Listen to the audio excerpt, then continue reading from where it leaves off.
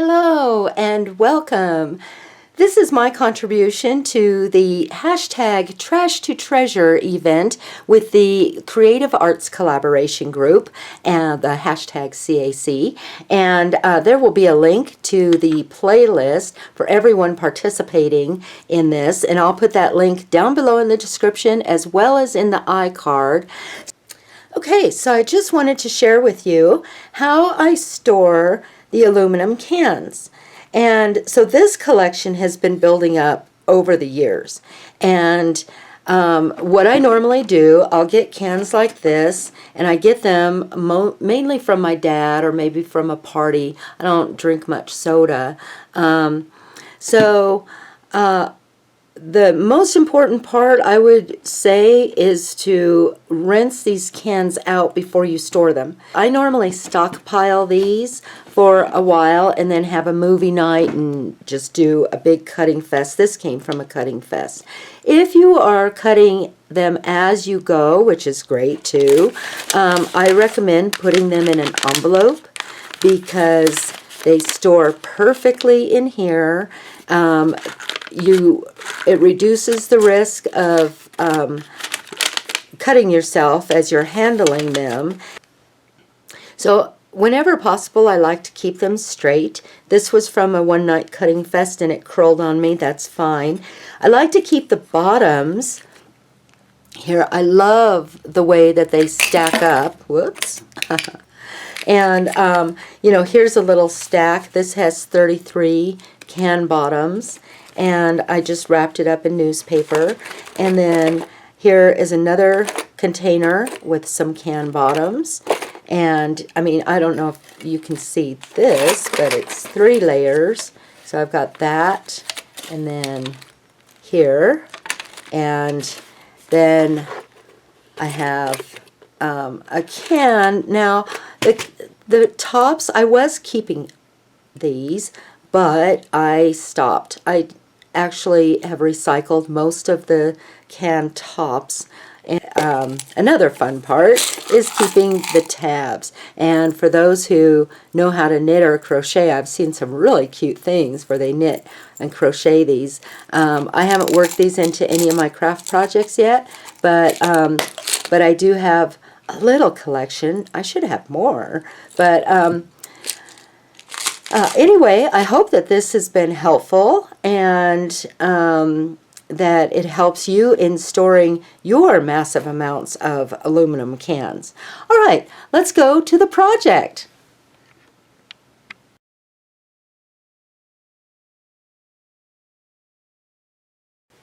Okay, so I want to demonstrate to you how I cut the can in a safe way, wearing a glove. So when I do the marathon cutting, I will wear a glove on one hand, and that's my non-dominant hand, the one I'm holding the can with. And what I do is I just take the scissors and poke them in gently, okay, to get that hole going, and then you just cut it with the scissors. I mean, it's that easy. Be careful of these little things that go flying. If you have a carpeted surface, you might want to lay down like newspaper or something to protect that, because even with a vacuum cleaner, these can be, you want to make sure you can get all of these up, and they do, you do end up with some of those. Whoops. Okay, this way. I don't normally wear a glove, but I do want to demonstrate some safe practices. So here is the seam on the can, and that's where I like to make this cut. And about 1/4 of an inch, and you don't have to be that far away from the round. What you want to do is you want to make sure that you are away from the round, this very rounded edge. Same thing when you are cutting here. The reason why you don't want to cut up here really close to the lid is because with this round, if you aren't on the flat part of the can, you're not going to get a nice flat surface that if you cut into the round at all, it's just going to be problematic. So there we go. Now we have a nice cut, and I sometimes cut those off. And then I'll just kind of flatten it a little bit. You just coil it back. Now, for the next part, I have a 2-inch punch. This is a Fiskars 2-inch punch. And you just slide it in, and you can see see this little edge here? Okay, so you can see, sorry, I'm trying to reduce the noise here. You can see if that is showing. You want to make sure there's no edges showing, but still get it as close to the edge as you can. And then these will pop. They don't pop like in your eye or anything, but it's a good practice to just kind of cup your hand above it to catch it, okay? And there you have your 2-inch round.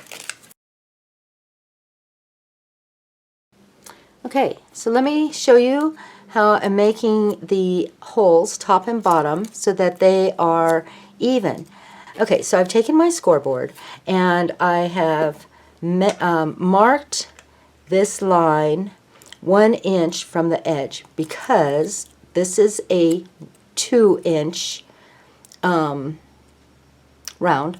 And so I'm going to take this right up to the edge, and then about about 1/8 of an inch in, I'm just going to pierce this. And one of the reasons why I'm doing this on this end of the board, and I'm showing you so that you can see the markings here. I actually did most of my actual marking down here at the very end of the board.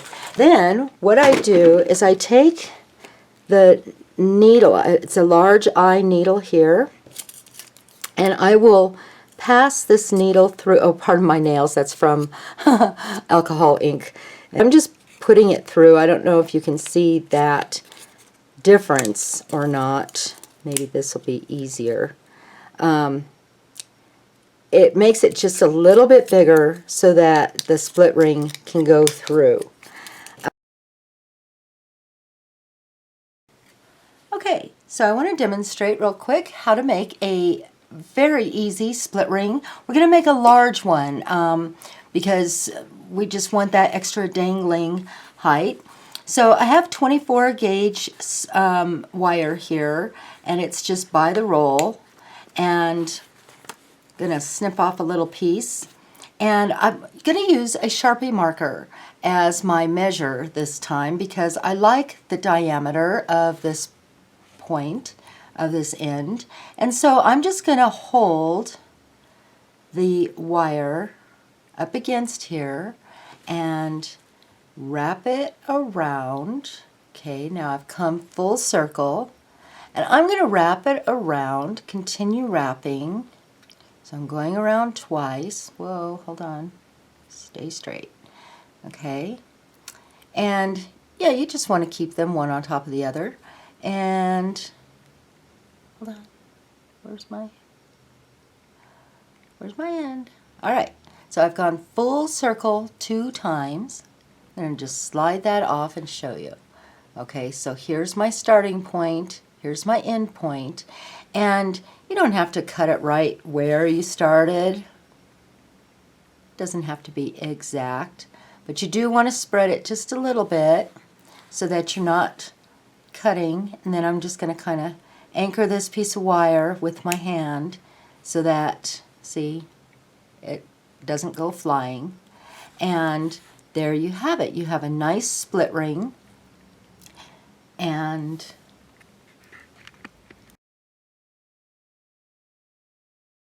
to join these two, now what I want with these is when they open up, I want one to be on the printed side and one to be on the silver side.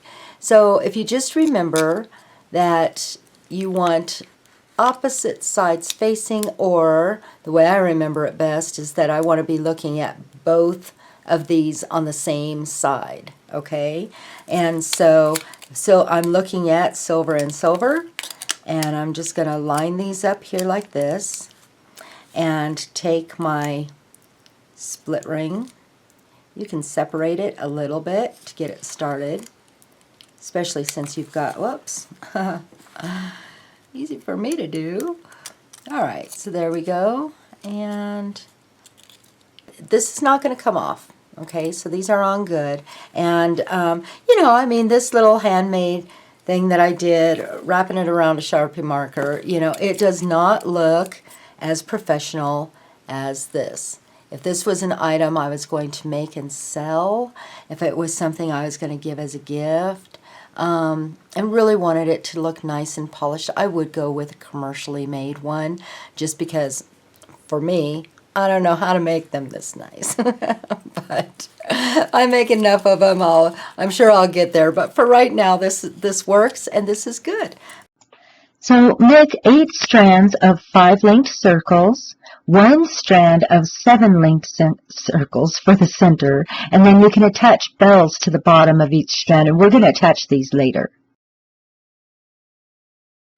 Okay, so for the top that we're going to recycle, this is a gallon size water bottle, and I love it because of its shape. It's square, and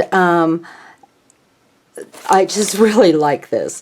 Now, this plastic here is a little bit harder for me to cut, so I've been using a kitchen knife to make my pierce. And then I just cut it off. So I'm just going to clean it up a little bit. There we go. Nice. Okay, I like that. Take my hole punch, and I'm going to punch a hole in each of the corners. Clear is fun, but I want to play with some of these alcohol inks. Okay, so with the lid on, I'm putting in some drops of the Adirondack Alcohol Inks in the yellow, green, and blue, just for some translucent color. And I'll put the actual colors down in the description below.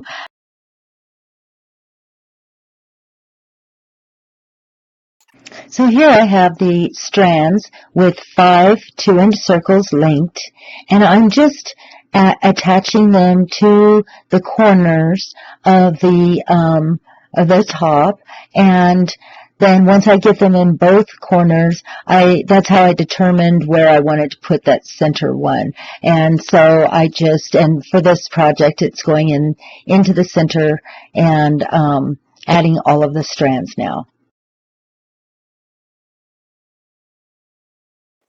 Okay, so with the lid, I'm taking an eyelet setter and using that to poke the hole in the lid. I've also drilled into the hole with, you could use a Dremel or a regular drill, and that's also very easy. All right, so I just want to show you this. Okay, so here's the lid.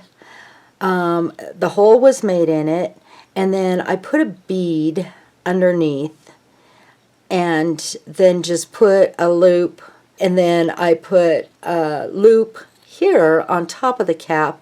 So normally I would have put the swivel hook on round end to round end, but that's fine. I just made a hanger because I need to drop it down a little bit.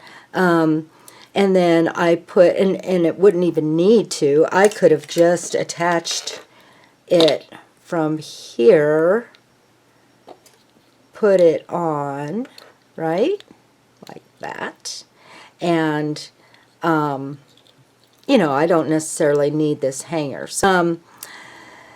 So I've got that. Let's see, how am I going to do this? All right, let's do this. Attach my aluminum piece to the swivel hook. There we go. Okay.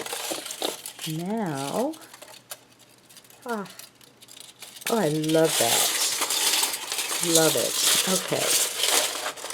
So this gave me the flexibility I needed. See, if I didn't do this, I would need to be like fussing around in here. So it is going to dangle a little bit lower because we've got the swivel hook here to attach. And then we're just going to... All right, so we now have... Oh, I love it. Oh, I love it. Okay. Okay, so I just decided that I didn't like the bright white of the lid, so I'm just adding a little bit of color to it and to the rim. So here we have it hanging up. This is so pretty. I absolutely love it. And I hope that you've enjoyed this video and that if you decide to try this, I do hope that the instructions were clear and thorough. Now, the video did not show it with the beads hanging on it or with the bells at the bottom. And I like the weight and also the little jingle that it makes when the wind blows. And here are just some additional views. And I do want to thank you so much for watching. And if you liked this video, give me a thumbs up and do subscribe if you haven't already. Leave me a comment, and I'd love to get your feedback on this. And I do encourage you to please click on the iCard or in the description below for the links to the playlist for all of the CAC members participating in this Trash to Treasure event. There is some just fabulous artists out there. So thank you so much for watching, and until next time, bye-bye.